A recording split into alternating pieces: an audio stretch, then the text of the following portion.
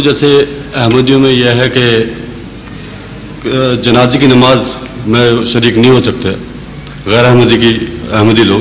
غیر احمدی کی نہیں، حضرت صاحب نے کہیں نہیں فرمایا احمدی اور غیر احمدی کا لفظ ہی نہیں اٹھایا. آپ نے فرمایا جو میرا مکذب مکفر ہے اس کی نماز نہیں پڑھنی.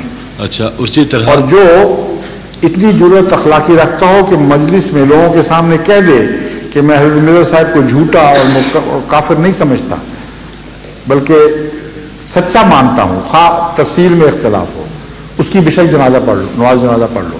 اس کا مطلب احمدی غیر احمدی کا فرق ہی مصنوعی ہے. مکذب اور معجز کا فرق رہے گا بس. خواہ بیعت نہ کی ہو، اگر وہ مکفر نہیں ہے معجز ہے تو اس کی جنازہ ہو سکتی ہے. نہیں، میرا سوال